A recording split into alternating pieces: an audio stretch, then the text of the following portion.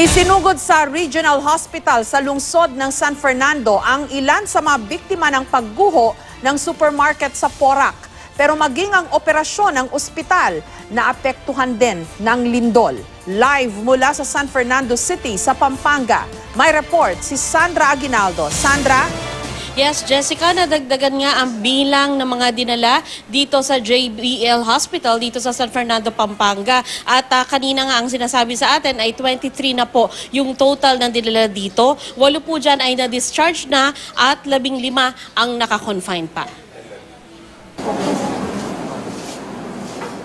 Siya si Lourdes Martin, 25 years old. Nagtatrabaho sa isang tindahan sa Chuzon Supermarket na gumuho matapos ang lindol kahapon. Sa kasamaang palad, nadaganan ng malaking tipak ng konkreto sa kanang hita si Lourdes. 2 oras na nakaipit sa guho si Lourdes. Sa dami daw ng dugong nawala sa kanya, unti-unti na raw siyang nawalan ng pag-asa. Pero kwento niya, isang doktor ang pumasok sa isang maliit na butas hanggang marating siya. Dumating po yung mga rescue. Hindi po nila maalis yung paa ko kasi wala pong pagpapasukan na. Kaya po may tumulong po sa akin na doktor na babae. Linashlightan po niya kasi sumisigaw na po ako. Ubos na, natamaan po yung ulo ko. Paubos na po yung dugo ko.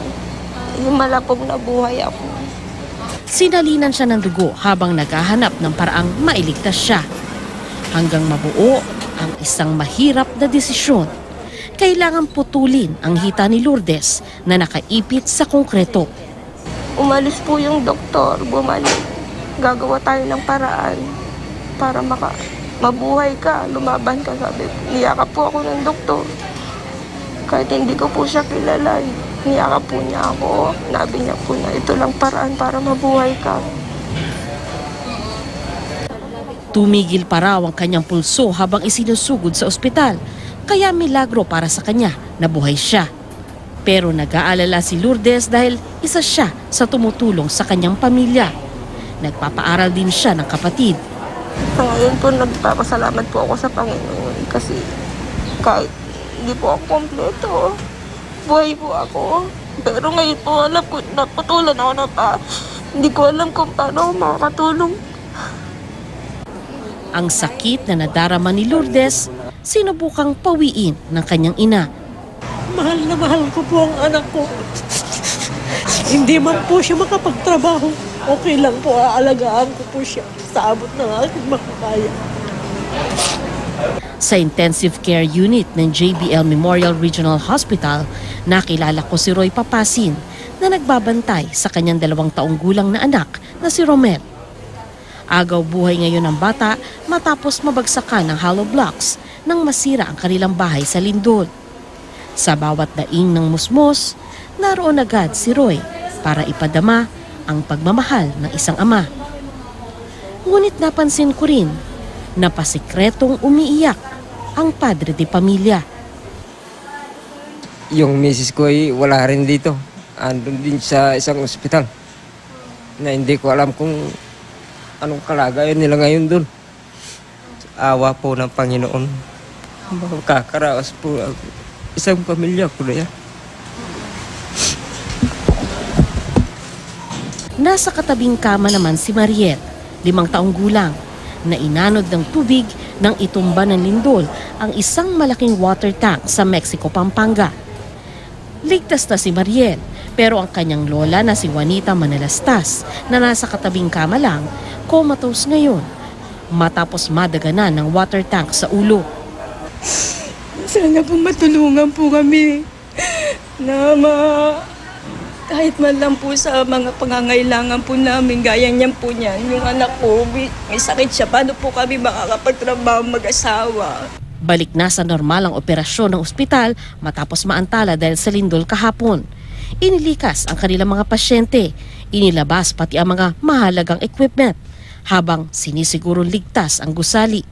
Nagsilbing operating room ang mga tent na ito. 2 bata pa nga ang ipinanganak ng cesarean sa loob ng tent. At 8 p.m., our engineers have declared the structure as safe. We were able to return or brought the patients back to their respective wards at around 10 p.m. In terms of medical surgical supplies, kompleto naman po tayo. Blood supply.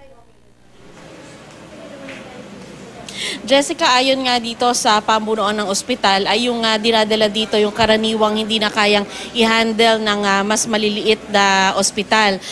Kung kaya, ang ibig sabihin po niyan ay maaaring mas mataas pa talaga ang bilang po ng mga kababayan natin na na-injure dahil po sa lindol at sila po ay, yung iba po sa kanila ay ginagamot na sa mga mas maliliit na ospital gaya na lamang po sa Porac Hospital. Jessica? So, Sandra, I think a lot of our viewers would want to hear, no, na yung si Lourdes, yung 2 bata at yung lola na comatose, they're being given naman the best medical care na nandyan sa ospital na yan. Sandra?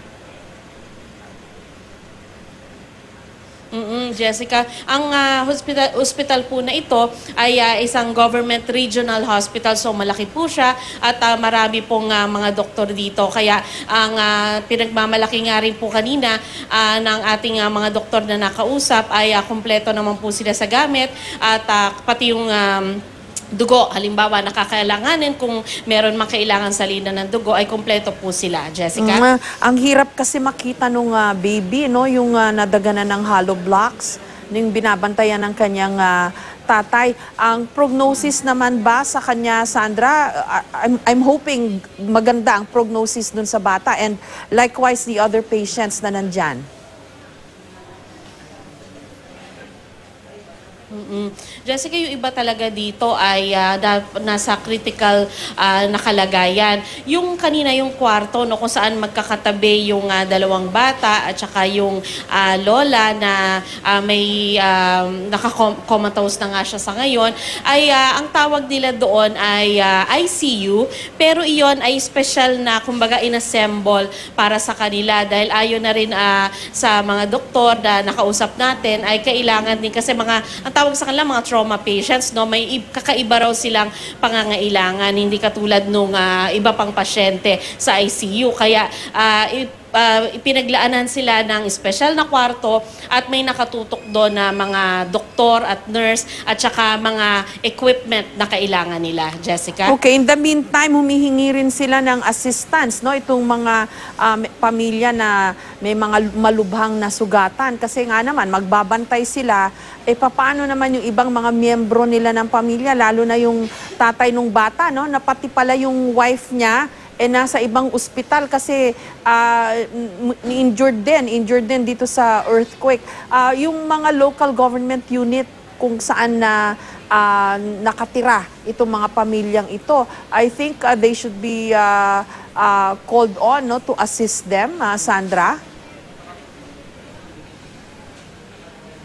Oo, Jessica, yun nga rin ang nababanggit sa atin kasi aside from the medical care na kailangan nila, meron silang mga ganyang pangangailangan, ano, at ang sinabi rin sa atin kanina ay magkakaroon ng stress debriefing para sa kanila, magkakaroon ng session kung saan tutulungan sila mag-cope sa kanilang sinapit, sa kanilang kalagayan at bukod nga dyan ay kung ano pa yung maaring itulong sa kanila ay bibigyan din daw ng assistance. Sa ngayon, dito sa end ng ospital ng JBL Hospital, ang sinasabi nila ay ang ina-assure nila ay lahat ng gagastusin ay kumbaga sagutin na ng gobyerno. Jessica? That's good to hear. Maraming salamat sa iyo at ingat kayo dyan sa Pampanga, Sandra Aguinaldo.